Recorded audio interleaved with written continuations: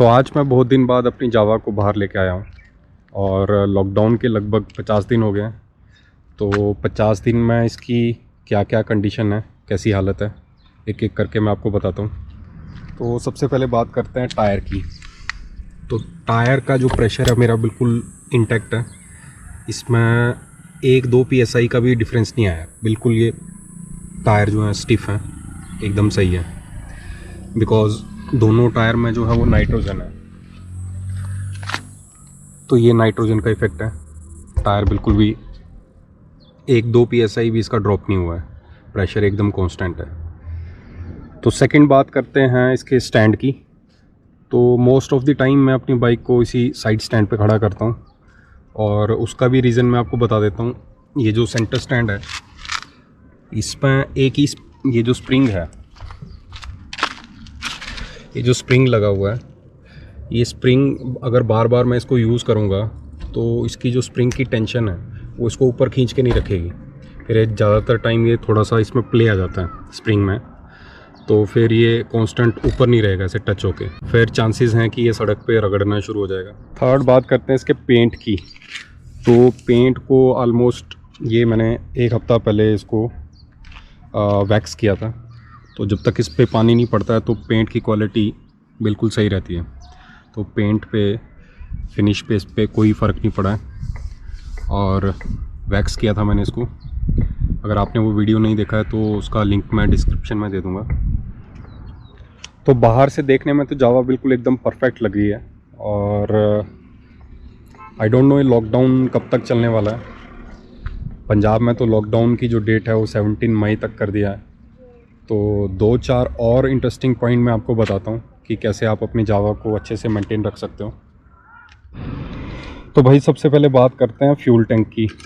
तो आप अपना जो फ्यूल है उसको ऑलमोस्ट भाई फिल रखो, otherwise you never know, tank के अंदर भी रस लग सकता है। तो टैंक फिल रहेगा और बाइक मोस्टली ज़्यादातर अगर खड़ी रहती है तो रस लगने के चांसेस बिल्कुल ज़ीरो हैं। तो सेकंड बात करते हैं कि आपको अपनी बाइक को स्टार्ट रखना है हर दूसरे तीसरे दिन बाद 4-5 मिनट के लिए। जब तक ये रेडिएटर फ़ैन वर्क नहीं करता है तब तक आपने अपनी बाइक को ऑन रखना है। तो उससे जो फ़ायदा होगा वो, एक तो आपको सबको पता है कि बैटरी जो है वो डेड नहीं होगी, लेकिन बैटरी के अलावा मैं आपको बताता हूँ क्या फ़ायदा होगा आपको। तो जब भी हम बाइक को चलाते हैं और फिर जब इसको खड़ा कर देते हैं तो थोड़ा बहुत जो मॉइस्चर होता है वो अंदर सिस्टम में कहीं ना कहीं ट्रैप रह जाता है, जो कि जब हम बाइक को डेली के डेली यूज़ करते हैं तो वो डेली के डेली बर्न ऑफ होकर बाहर आ जाता है। बट अगर लंबे टाइम के लिए अगर जब खड़ा कर देते हैं तो जो मॉइस्चर इन ट्रैप है वो मॉइस्चर कहीं ना कहीं आपका जो स्पार्क प्लग है उस स्पार्क प्लग को ये ऑक्सीडाइज कर सकता है। तो स्पार्क प्लग की लाइफ थोड़ी कम हो जाएगी। इसलिए जब हम बहुत टाइम के बाद जब बाइक को स्टार्ट करते हैं, इवन अगर बैटरी भी आपकी हेल्दी कंडीशन में होगी तो भी चांसेस हैं कि आपकी बाइक स्टार्ट नहीं होगी, बिकॉज जो स्पार्क प्लग के पास वो कार्बन जम के वहाँ पे कोरोजन इरोजन वो यानी कि वो ख़राब हो जाता है। सेकंड बात करते हैं इसके कूलेंट की। तो जो एंटी फ्रीज़ होता है उसमें भी पानी डला होता है, उसको भी प्योर यूज़ नहीं करते हैं।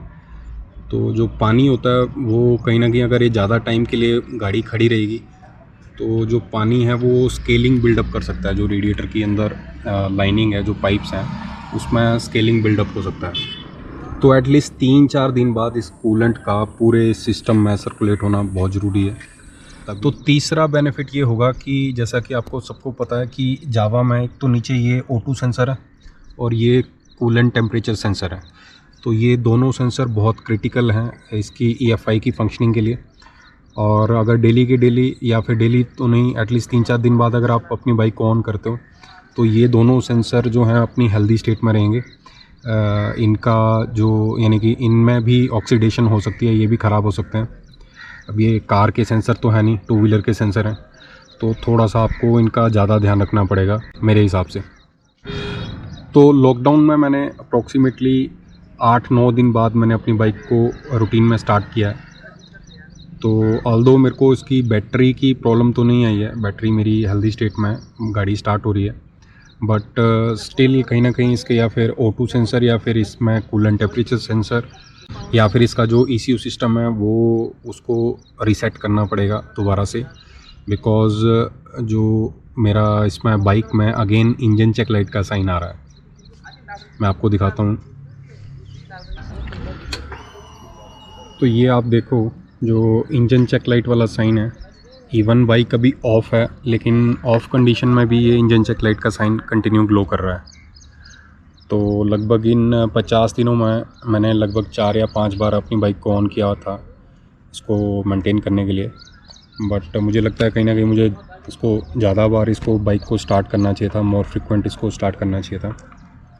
इनफैक्ट मैंने अभी सर्विस भी इसको करा के लॉकडाउन से पहले मार्च 9 को मैंने इसका सर्विस करवाया था। तो सर्विस करवा के ही बाइक को खड़ा किया था, बट ये इंजन चेक लाइट साइन ये अगेन इस पर ग्लो कर रहा है। तो ये थी मेरी लॉकडाउन की लर्निंग, शायद आपको अच्छी लगी होगी। इसी के साथ जय हिंद।